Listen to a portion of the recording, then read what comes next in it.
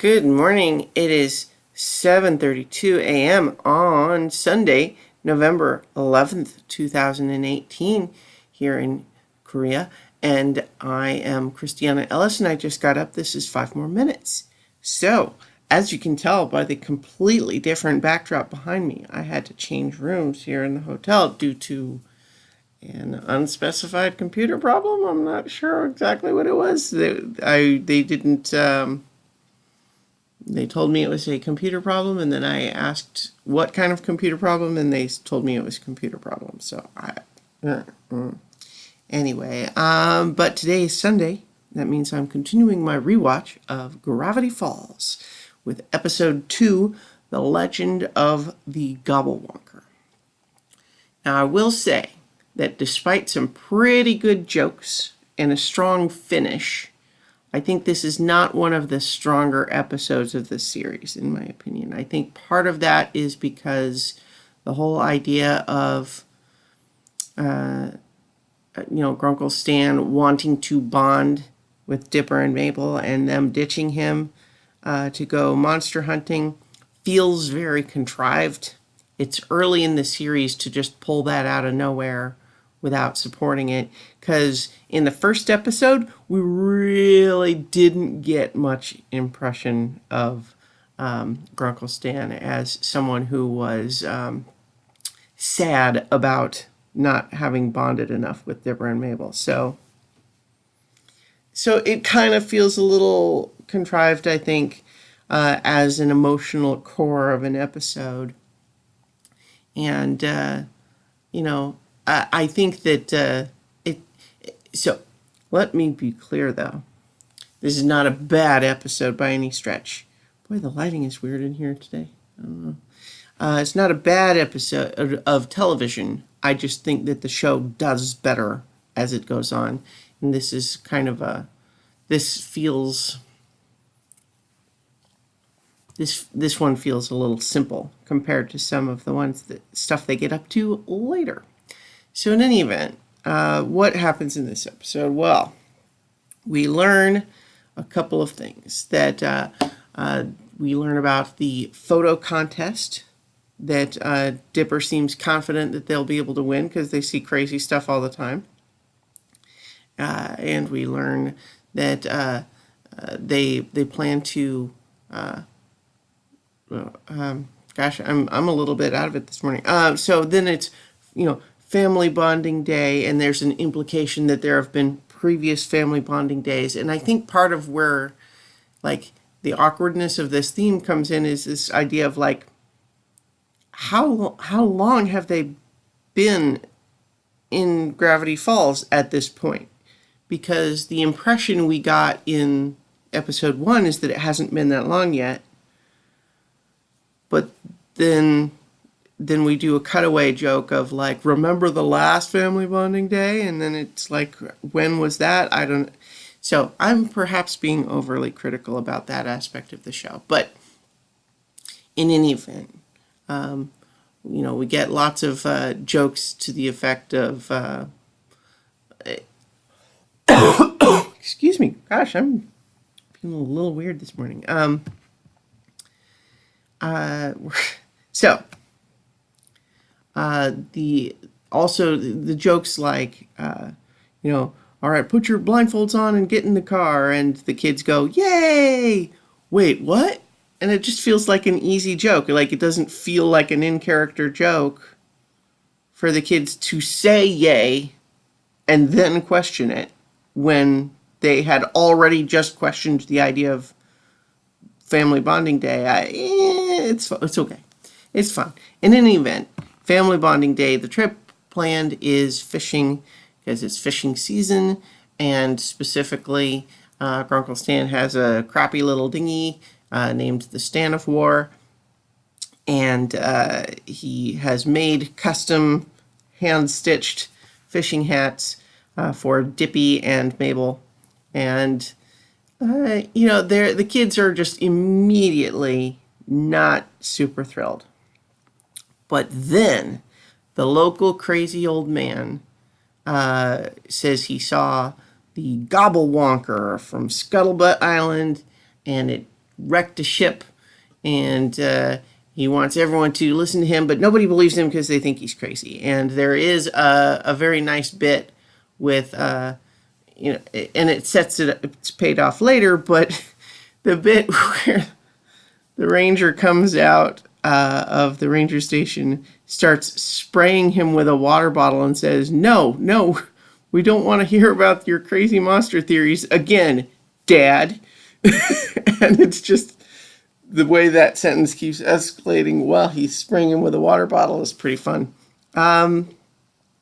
We've got this over-the-top crazy old man who I think is actually redeemed as a character later when we learn what we learn.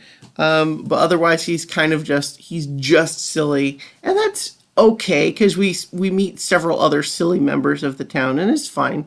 And so in any event, the kids find Seuss, who has a nicer boat, and there's an idea of like, hey, let's go monster hunting instead of staying fishing with Grunkle Stan. And that's, of course, this like, oh, he's sad.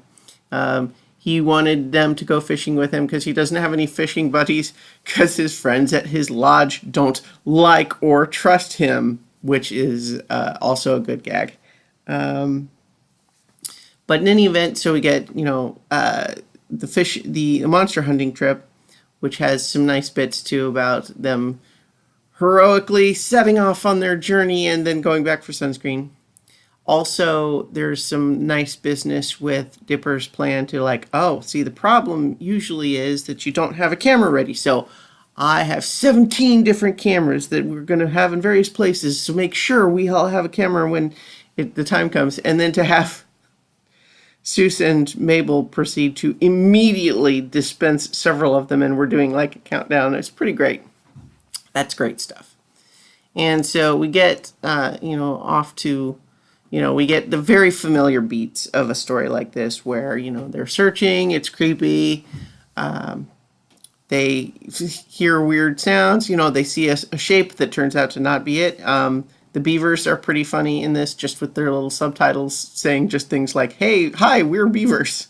We're still beavers. In any event, the beaver chewing on the lawnmower thing is pretty ridiculous, too. But then, of course, they find an actual Gobblewonker, and there's a chase, and they're running away. They're running for their lives. Action sequence, action sequence. And then, of course, they zoom into the cave, the waterfall cave. It gets stuck. Dipper finally gets his picture, with the one last camera that he had in his hat that was planted, and it's all playing out in the very familiar beat. And this is very much like continuing the pattern we saw established in the first one of having there be some suspected supernatural threat, and then to have it turn and realize it's not what we thought, but it's still crazy. It's not resolved to be something simple. It's resolved to be something else crazy. Like instead of a zombie, Mabel's girlfriend turned out to be gnomes. And so in this case, instead of it being an actual lake monster, it's a robot lake monster created by a crazy old man to get attention. And so I like that there's not a lot of effort put into trying to make the old man's plan seem not crazy. But the best part of it, I think, is actually that it's revealed to not be the first monstrous robot he has created. He does this all the time.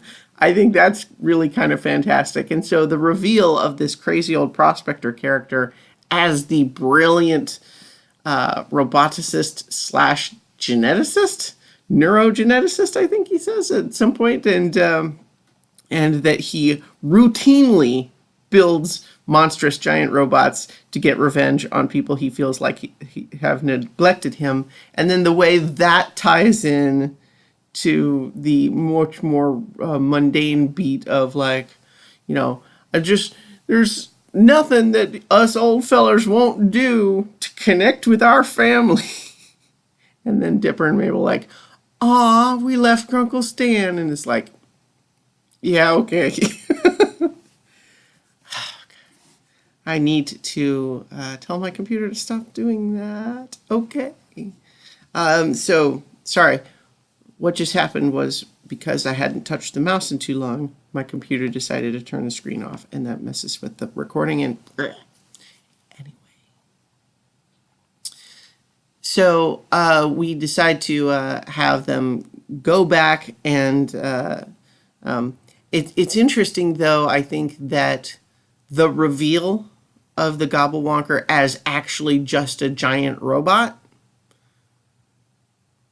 is immediately disappointing to Dipper, as in like, oh, well, I guess I can't win a photo contest now because it's not really a lake monster. And it kind of feels like